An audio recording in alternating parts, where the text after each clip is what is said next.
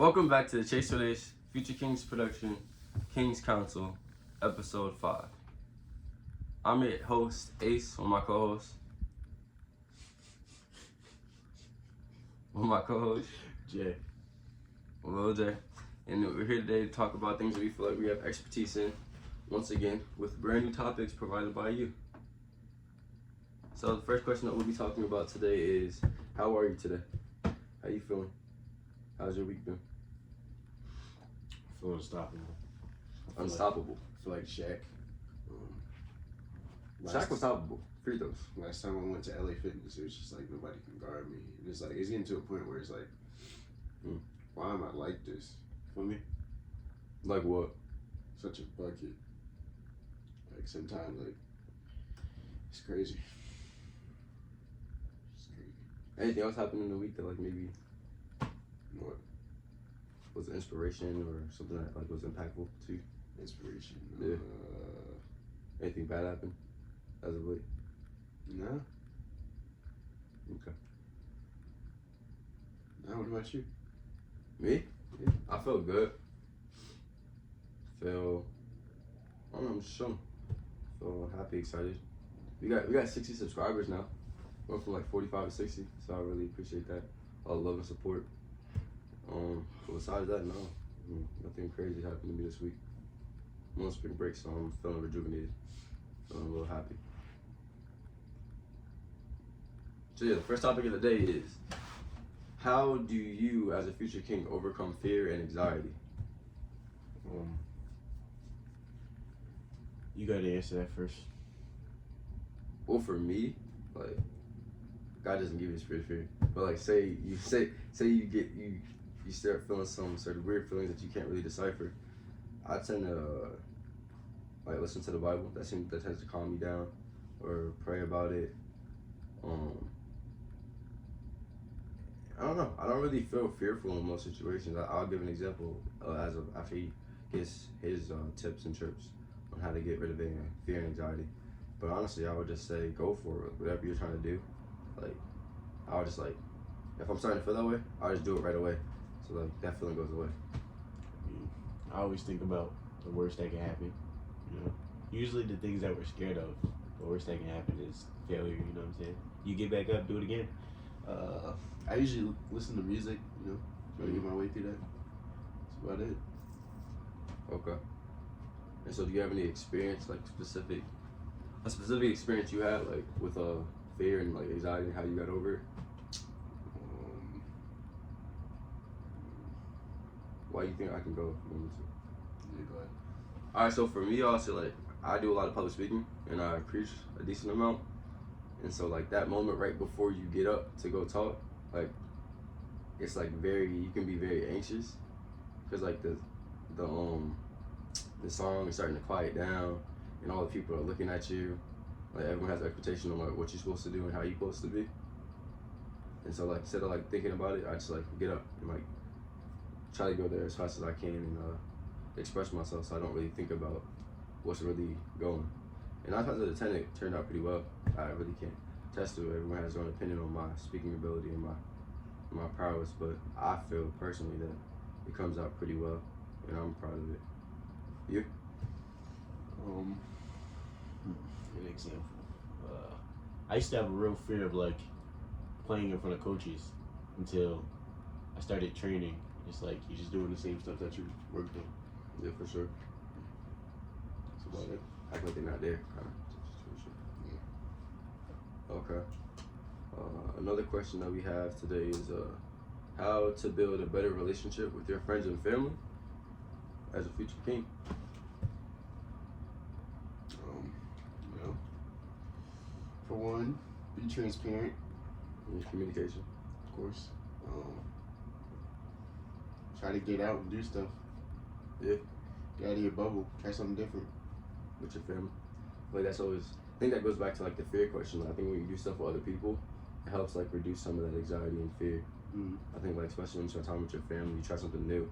Like when you do things with people that you're familiar with, it tends to take the sting off of it. At least in my little perspective, my little situations that I've been in. I think for me, I'm very conscious when it comes to spending time with like my friends and my family, and making sure like my relationships are solid because I think that's important to me. After losing like important people in my life, I think it has become a very important pillar in my life to like spend time with them and cherish the people in my life. So I make sure to like communicate with them, talk to them, text them, um, anything I can do to communicate. And then obviously going on my way to make sure I can go see them and spend time because it's all you really have is your friends and family in this life. So yeah, that's pretty much how I do. I talk to them, text them, go do things. Sometimes if I see something at the store, I might like pick something up for them, bring it to them, just to look out.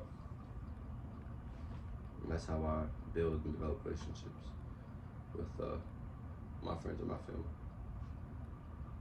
Do you have any like specific like memories or like things that you've done as of late with your friends and family that really stuck out to you? Yeah, man. The other day we went to play basketball, man. It was wild. We lost 4 games in a row. I was frustrated, hitting the ground. You know, there was a lot going on. I was getting undercut. It was a great memory, though. It was fun. It wasn't fun in the moment, but it's funny to look back at it. I feel as though it was fun to look back at it. Then, even though I was mad at one of our friends, I still made sure to like reach out, make sure he got home safe and everything. So I try to separate like the situation that we're in and how I feel to make sure I'm always taking care of looking out for my friends and my relationships for. You know what I'm saying? Yeah. I think for me as of late, my mom's pastoral anniversary was this Sunday. Mm-hmm. So I called out of work last minute, of course. But I called out of work and spent the Sunday with her. And my family came and we all supported her and showed her love through her accomplishments. And we had like a dinner and everything. My grandma was there, my aunt was there, my sisters was there, everybody was there. So it was a real cool experience. And I love celebrating and acknowledging my family's accomplishments because it's important. Mm-hmm. Okay. So the next topic that we have today is how, as a future king, do you deal with negative thoughts and negative self-talk?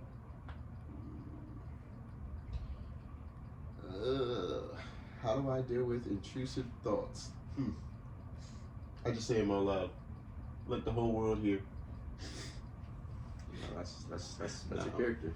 That's not my character, though. Depending on who he's around. Don't do that. Depending on who he's around, That he's is gonna not- he's that gonna is- say these things. That is It not really my depends. character. My intrusive thoughts never win. Ever. I think it depends on who you're around for. Nah, man. Anything I say is to uplift the people around me, you know? Some people, like, the negativity keeps them going. So it's like motivation for some people. Like as far as basketball, you know what I'm saying? So I gotta speak negative to these people because I want them to be so great and want them to get to the next level. Did you communicate that with back to the question you were talking about earlier, the communication part of like your relationship? Did you communicate that with people that you're? Of course, they know that. Oh, okay. You know that. They're aware. Absolutely, they know that. For that Because I'm borderline Michael Jordan, so I'm trying to get you to that next level. You know oh, what I'm like saying? current day. Yeah. That makes sense. No. I'm like Michael Jordan. His whole skill set. In what era? Like I look. I'll be Michael Jordan. If you're MJ, Let me talk. You're Dennis Rodman. if he And you know who that makes that? Scottie Pippen. Come on now, man. if he's MJ, I'm above the game of basketball. I'm not gonna lie. Nah. If he's MJ, I'm above the game of basketball. I'm MJ. We can't even listen. Look, I'm MJ. Zay, Scotty. You're Dennis Rodman. I feel like I'm more of a Horace Grant because I got the goggles. Yeah, but that's. Or maybe I'm more of a Steve Kerr because you're kind of abusive. Nah. I'm not sweet like him though. We would have to fight. Nah, you bring that like Dennis Rodman feel. Okay. I can see the comparison. As a future king, how do you deal with being delusional? I'm not actually delusional. Oh, okay. Yeah, no. You sure? Positive. Positive. I don't believe half of the stuff I say. It's usually jokes. You know what I'm saying? Trying to make people's day. if someone wants to be delusional, like in your friend group, how would you address that? How would you help lead and guide them out of that? Well, for one, I don't know how to. I tend to not know how to deal with people being delusional because I don't think that. How do I put this? I can't believe that people actually think like that. So I tend not to believe it, but so I wouldn't know how to go about that. You let me know. I think the first step is acknowledgement, and if you can't get that, you're screwed. If you can't get the acknowledgement of like they don't understand that something's going on or that something's wrong, you're throwing rocks at a dead horse. Like it's over with. So once you can get that step to acknowledgement, then you can kind of help lead them, guide them from there. Maybe some therapy.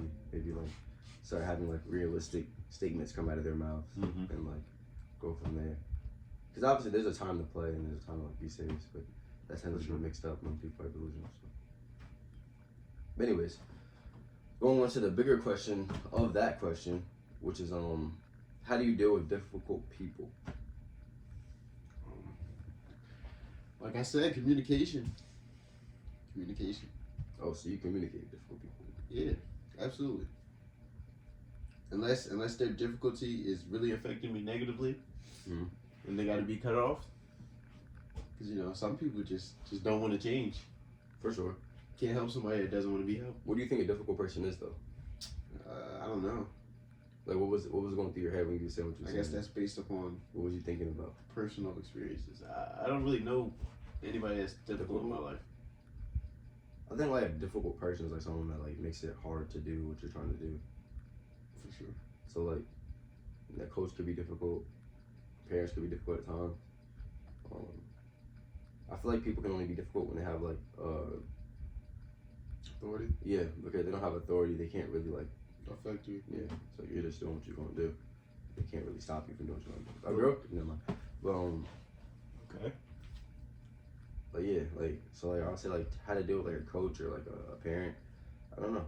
I think I'm still growing and developing that myself. As of now, I think like you said, be transparent, communicate.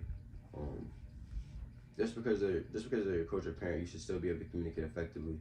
And let them know how you feel. Yeah. Without cussing. Yeah, you don't need to cuss to let them know how you feel. I tried that route with a coach. Didn't work. And now he's saved one again, future king, man. Got him right. But yeah, I think just communicating and trying to get on the same page, and then being able to have that level of communication between you and that individual. I think that's all you really can do. And pray. A lot of prayer can help with that as well. Changes things. You? Touched everything. Okay. And so going into that difficult people statement, you have like a situation where they might be so difficult that it hurts your future, or it can definitely affect you in the long run. Mm-hmm. Based off of that, how does the role of forgiveness and healing and moving forward play into that? Well, when you think of forgiving somebody, I usually do it for myself. Okay. Because why sit there and be hurt? It's not like you don't forget what happened, of course, but you just move on. Life goes on. Well, actually, God throws your sins in and see your forgetfulness, but yeah. Life goes on, man. Life goes on. I think for me, it's important to forgive people. Oh my God, my eye. You good? Yeah. I think it's important to forgive people because I want to be forgiven. Like sometimes you never even know what's really going on if you don't communicate. So I wouldn't want anyone to hold something against me. I had no idea. That's how I was like blatantly being crazy. Like, and as for like healing, I think healing takes time. Like I might forgive you, but I still might not want to be around you or talk to you, communicate with you. But I'll get there one day. Eventually, I'll be able to have that conversation with you, and we'll be able to communicate and talk. Because going back to what we were talking about previously with like being able to deal with difficult people, I think like communication is important when you can though, because sometimes you might not be in the right mindset to be able to communicate right away. Like acting off emotion. Yeah, like you might be too upset in situations, so you might need to take a step back, give yourself some time, be able to communicate effectively and not just have an outburst or start acting crazy because you are very upset about the situation. So going back to what we were talking about now, it's just like taking time, moving forward, not letting certain things affect you. Realize that God can use anything, and He uses everything to grow and affect you as an individual, as a young man, as a future king.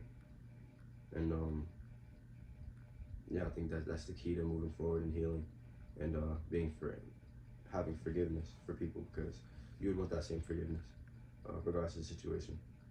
Because when you're in that situation, 9 times out of 10, you want that same love, that same second chance.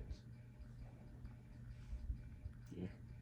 And so, lastly, we have a great question. One I feel like we can give great insight on is how to navigate peer pressure and make wise decisions as a future king.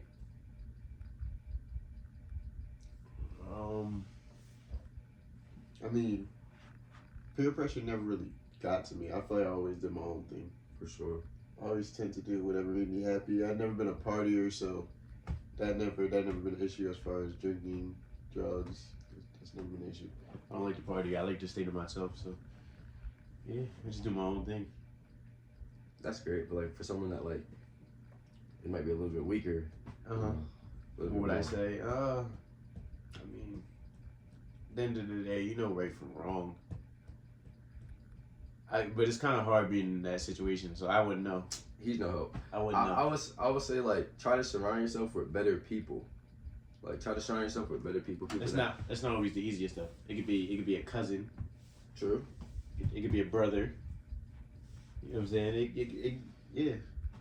That's difficult. It all depends on your situation. True. I think they say, what is it? You're the sum of the 3 people you hang the most out with, something like that. Something to that extent. Mm-hmm. And I think like when you can try to control the people that you surround yourself with. 9 times out of 10, your situation could be messed up, and it could be your family. Most of the time, it's people that you chose to be in your life that are true trying to affect you negatively. Or a lot of time you feel like you owe them loyalty, though. It could be a friend you grew up with. I don't know. What does that loyalty have to do with you doing something crazy though? I'm just saying, like that's like you're gonna think like, oh, I'm not gonna cut him off. I feel it. You don't have to cut them off. Just distance yourself. For sure. Distance yourself. I mean, I'm not going to jail for nobody, so. Oh, absolutely not. And I think like when it comes down to reality, like it's your life. Even though you have friends and you might look up to someone or have a good relationship, you have to realize at the end of the day, even if they force you to make a decision, you still made that choice. So you have to deal with those consequences. I think when you think objectively like that, you understand like you're responsible for the consequences of your actions, and you hold yourself accountable. It starts to become a lot easier when you're around other people, because you know at the end of the day it's up to you, and you have to deal with those situations. So when you understand that and you really take that into consideration, I think you tend to think differently around who you surround yourself with and what you let affect you, what you let get to you. Because I mean, it could be infectious. People chanting your name, telling you to do something. I mean, it's cool. It's why people do it. But I think what you understand, like, to be a future king is to be different. It is to stand out. It is to make a difference. You start to hold yourself accountable, hold yourself to a different level, to a different standard. You start to realize that it's best to hold your own and make the best decision for you, not what's going to look cool in the moment, not what's just going to make everyone else happy. Yeah. That's how I really feel about that. You have any questions for me today, this week? No. No. No questions for me. Do you have anything to end off to say to them? What's the quote of the pod? Quote the pod is, although it's 60 degrees outside, I'm going home and going to sleep. That's how you gonna end it off? Yeah. Well, I would say, no matter the circumstances, no matter the Street smart, street wise.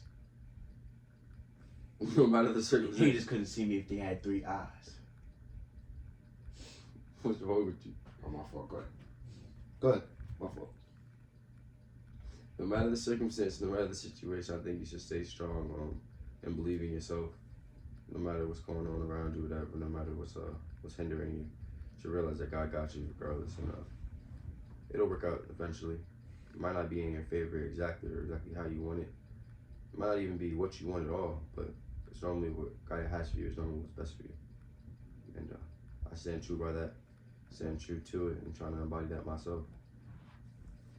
And so you can stay strong and endure. I think the result God has for you would be more than you can even ask for.